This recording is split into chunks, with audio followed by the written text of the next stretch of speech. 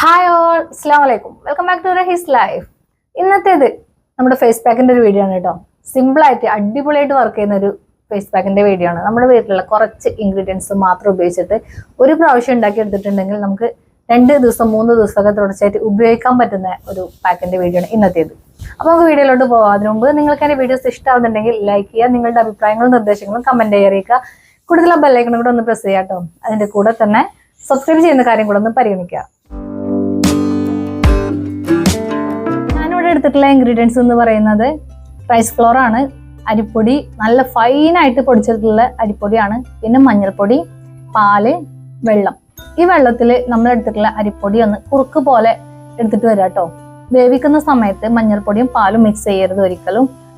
വെള്ളവും അരിപ്പൊടിയും മാത്രം ജസ്റ്റ് കുറുക്ക് പോലെ ആക്കിയതിന് ശേഷം പാലും മഞ്ഞൾപ്പൊടിയും ചേർത്ത് മിക്സ് ആക്കി എടുക്കുക. അങ്ങനെ ഞാൻ നമ്മുടെ അരിപ്പൊടി എടുത്തത് ഒന്ന് കുറുക്കാക്കി വന്നിട്ടുണ്ട്. ഇത്രയും തിക്കായിട്ടാണ് വന്നിട്ടുള്ളത്, കാരണം നമുക്ക് പാല് കുറച്ച് ചേർത്തിട്ട് ലൂസാക്കി എടുക്കാനുള്ളതാണ് കേട്ടോ. നമ്മുടെ പാക്ക് രൂപത്തിൽ ഫേസിൽ അപ്ലൈ ചെയ്യാനുള്ള രൂപത്തിലാക്കി എടുക്കാൻ വേണ്ടിയിട്ടാണ്. അങ്ങനെ അരിപ്പൊടിന്റെ ആ മിക്സ് ഞാനൊരു ബൗളിലേക്ക് ഇട്ട് കൊടുത്തിട്ടുണ്ട്. അതിന്റെ കൂടെ തന്നെ മഞ്ഞൾപ്പൊടിയും ഇട്ട് കൊടുക്കുന്നുണ്ട് കേട്ടോ. ഞാനിപ്പോൾ ജസ്റ്റ് ഒരു ടീസ്പൂണ് മഞ്ഞൾപ്പൊടിയാണ് എടുത്തിട്ടുള്ളത്. ബേബി ഹെയർ ഇല്ലാത്തവരാണെങ്കിൽ, മുഖത്ത് പിമ്പിൾസും കാര്യങ്ങളൊന്നും ഇല്ലാത്തവരാണെങ്കിൽ മഞ്ഞളിന്റെ ആവശ്യമില്ല കേട്ടോ. ബേബി ഹെയർ പോവാൻ ആഗ്രഹിക്കുന്ന ആളുകൾക്ക് മാത്രം മഞ്ഞൾ ചേർത്ത് കൊടുത്താൽ മതി. പിന്നെ കുരു ഉണ്ടാവുന്നുള്ള, മഞ്ഞൾ തേച്ചാൽ കുരു ഉണ്ടാവുന്ന ഒരുപാട് ആളുകളുണ്ട്, ഒരുപാട് സ്കിൻ ടൈപ്പ് ഉള്ള ആളുകളുണ്ട്. അപ്പൊ അവർക്ക് മഞ്ഞൾ സ്കിപ്പ് ചെയ്യാവുന്നതാണ് കേട്ടോ.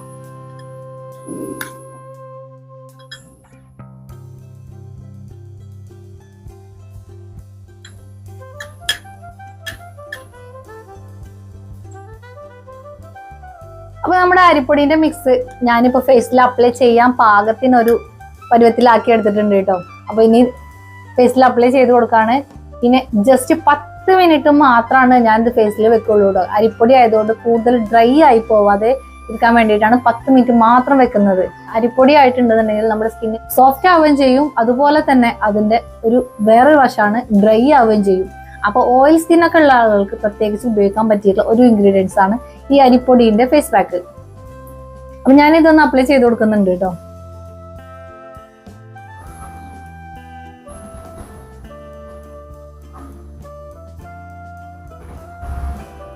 അപ്ലൈ ചെയ്യുന്ന സമയത്ത് നമ്മൾ ഇത് വല്ലാതെ മസാജ് ചെയ്യൊന്നും വേണ്ട.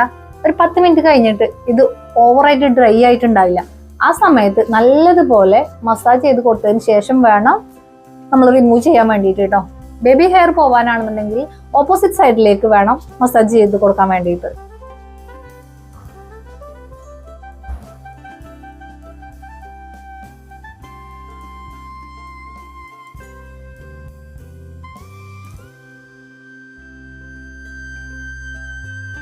ഇപ്പൊ ഞാൻ എന്റെ ഫേസിൽ ഇത് അപ്ലൈ ചെയ്തിട്ട് 10 മിനിറ്റ് ആയിട്ടുണ്ട് കേട്ടോ. അപ്പൊ ഒരുപാട് സമയം, ഇനിയിപ്പോ 10-12 മിനിറ്റ് കുറച്ചും കൂടെ ഡ്രൈ ആയിട്ടുണ്ടെങ്കിൽ നിങ്ങൾ ഒരിക്കലും അതുപോലെ തന്നെ മസാജ് ചെയ്ത് കൊടുക്കാതെ ഒരു അല്പം പാലാക്കിയിട്ട് മസാജ് ചെയ്ത് കൊടുക്കാൻ വേണ്ടി ശ്രദ്ധിക്കുക കേട്ടോ. സർക്കുലർ മോഷനിൽ തന്നെ മസാജ് ചെയ്ത് കൊടുക്കുക കേട്ടോ.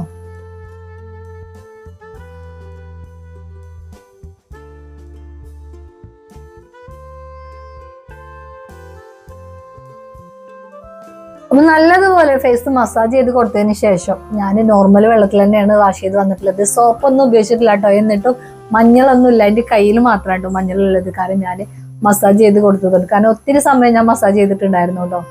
പിന്നെ ഡ്രൈ ആയിട്ടുള്ള സ്കിന്നുള്ള ആളുകൾ ഒരിക്കലും ഇത് ഫേസിൽ അപ്ലൈ ചെയ്ത് ഒരുപാട് സമയം വെക്കണ്ട എന്നുള്ളതാണ് എൻ്റെ ഒരു അഭിപ്രായം. കാരണം എന്താണോ, കൂടുതൽ അവരുടെ സ്കിന്ന് ഡ്രൈ ആയി പോയിട്ടുണ്ടെങ്കിലും ഇത് അപ്ലൈ ചെയ്തിട്ട് മസാജ് ചെയ്തുകൊണ്ടേയിരിക്കുക. പിന്നെ ഒരല്പം കൂടെ പാല് ചേർത്തിട്ട് ലാസ്റ്റ് ഒന്നും കൂടെ മസാജ് ചെയ്തിട്ടുണ്ടെന്നുണ്ടെങ്കിൽ അത്രയും തന്നെ ഇതുകൊണ്ടുള്ള ഉപയോഗം കിട്ടും കേട്ടോ. കാരണം എന്താണോ, നമ്മളിപ്പോ ഓയിൽ സ്കിന്നുള്ള ആളുകൾക്ക് ഓയിലി സ്കിന്ന് നോർമൽ സ്കിന്നിലേക്ക് വരും. ഒത്തിരി ഓയിലി സ്കിന്നുള്ള ആൾക്കാർ കാര്യമാണ് ഞാൻ പറഞ്ഞിട്ടുള്ളത്.